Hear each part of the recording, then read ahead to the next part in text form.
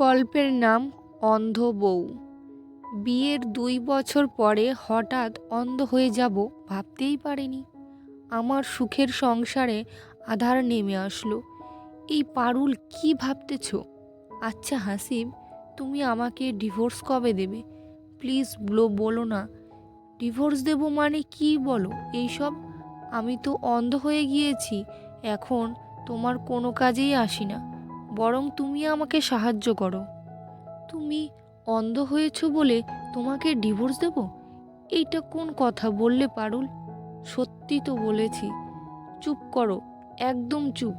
আমরা দুজনে ভালোবেসে বিয়ে করেছি না?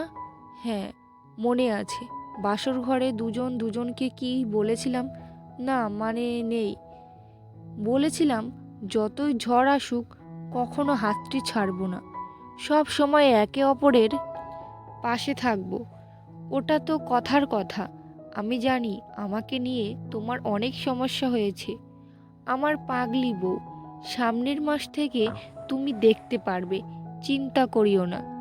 কিভাবে দেখতে পারবো শুনি? আমি তোমার স্বামী হাসিব একটি চোখ তোমাকে দিয়ে দেব, তখন দেখতে পারবে। এই না, এমনটি করিও না। কেন করব না শুনি? আমার বউটা এমন কষ্ট করে থাকবে আর সেইটা আমি মেনে নেব? কখনোই না। তাই বলে তোমার একটি চোখ দিয়ে দিবা? দিলাম। তখন দুজনে একটি চোখ দিয়ে এই পুরো পৃথিবীটা দেখব। স্বামীর মুখে এমন কথা শুনে পারুল সেখানেই হাউমাউ করে কান্না করতে থাকে। এই পারুল, কান্না করিও না। তুমি আমাকে এতটা ভালোবাসো, আমি ভাবতেই পারি নাই। বিশ্বাস করো হাসিব, আমি তোমাকে ছাড়া এক মুহূর্তও থাকতে পারবো না।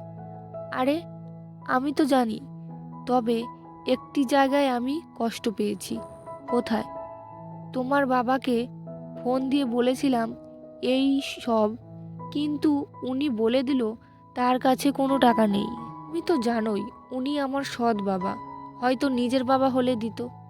আচ্ছা বাদ দাও এমন, এখন আমার ঠোঁটে একটি কিস দাও না বউ। এই দুষ্টু, আমি কি দেখতে পাচ্ছি না নাকি? তোমার ঠোঁট কোথায়? এর চেয়ে তুমি আমাকে কাছে টেনে নিয়ে যত ইচ্ছে কিস দাও। সত্যি? স্বামী সত্যি।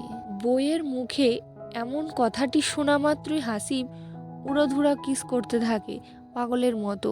আর এইসব পারুল বেশ উপভোগ করছে। সত্যির ভালোবাসা খুব সুন্দর। যদি এইসব মানুষটা ভালো হয়, জীবন সঙ্গীকে এতটাই ভালোবাসবেন যেন আপনার মৃত্যুর 1000 বছর পরেও সে বলে একটি মানুষ ছিল যে আমাকে অনেক অনেক ভালোবাসতো। তো গল্পটা কেমন লাগলো প্লিজ কমেন্টে জানিও। আবার একটা সুন্দর গল্প নিয়ে চলে আসবো।